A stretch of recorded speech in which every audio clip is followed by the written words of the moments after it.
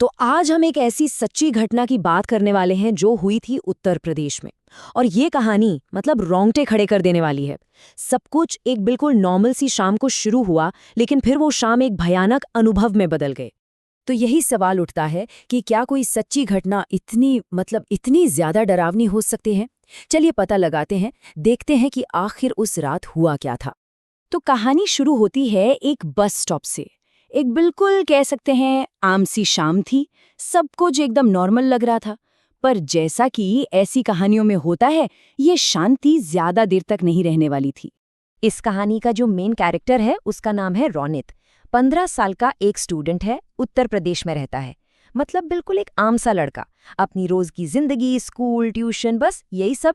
तो होता क्या है कि एक शाम रोनित ट्यूशन से वापस आ रहा था और घर जाने के लिए बस स्टॉप पर बस का इंतजार कर रहा था।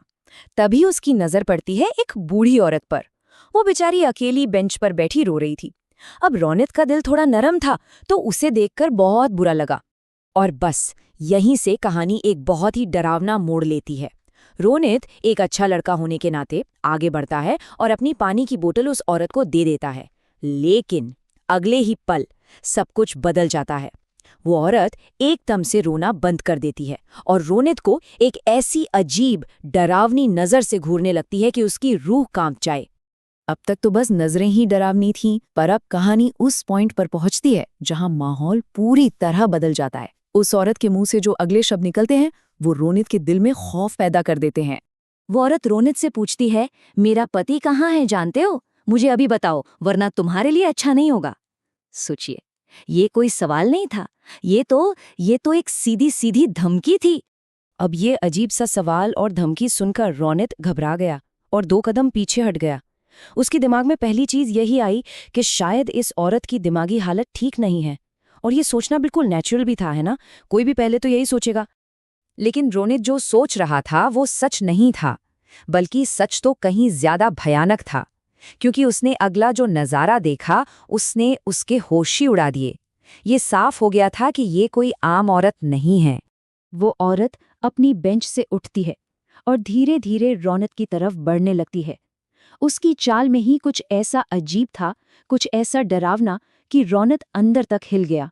और फिर रोनित की नजर उसके पैरों पर पड़ती है और जो वो देखता है उससे उसका दिल बैठ जाता है। उसे एक खौफनाक सच पता चलता है। उस औरत के पैर बिल्कुल टूटे हुए थे, एकदम उल्टी तरफ मुड़े हुए। और अगर ये काफी नहीं था तो इससे भी ज्यादा डरावनी एक और चीज थी। वो औरत जमीन पर चल नहीं रही थी, वो जमीन से थोड़ा ऊपर हवा में तैर रही थी। बस यही वो पल था जब रोनित का डर सारी हदें पार कर चुका था। अब आप ही सोचिए, ये सब देखकर किसी की क्या हालत होगी। रोनित की तो सिट्टी पिट्टी गुम हो गई। पानी की बोतल हाथ से छूटी और उसने पीछे मुड़कर भी नहीं देखा, बस अपनी जान बचाने के लिए घर की तरफ भागा। रोनित भागता हुआ घर पहुंचा। उसे लगा कि चलो अब मैं सेफ हूं, घर पहुंच गया। पर वो कितना गलत था। असली डर, असली खौफ तो अब शुरू होना था। और कहाँ? उस जगह पे जहां हम सबसे ज्यादा महफूज महसूस करते हैं, अपने खुद के कमरे में। घड़ी में रात के 2 बज रहे थे।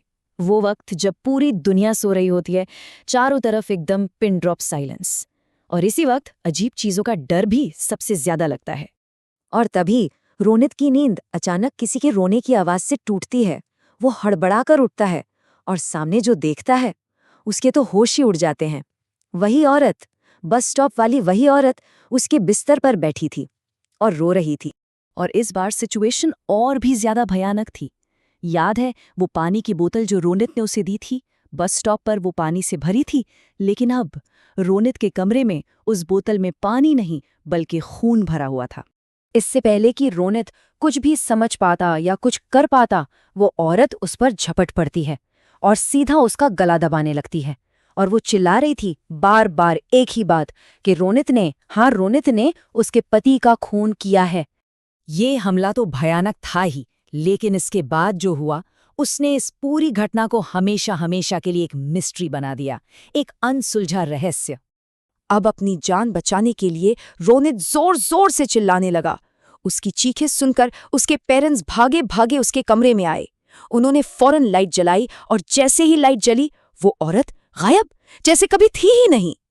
अब कमरे में तो कोई था नहीं, तो जाहिर है उसके पेरेंट्स को यही लगा कि बेचारे ने कोई बहुत ही डरावना सपना देख लिया है।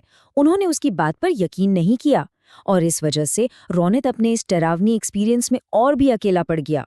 इस रात का असर रोनित पर बहुत गहरा पड़ा। मतलब कई महीनों तक वो बिल्कुल सहमा सहमा सा रहा। डर इतना बैठ गया था कि उसने अपनी ट्यूशन क्लासेस ही छोड़ दी और दोबारा कभी भूल कर भी उस रास्ते पर नहीं गया।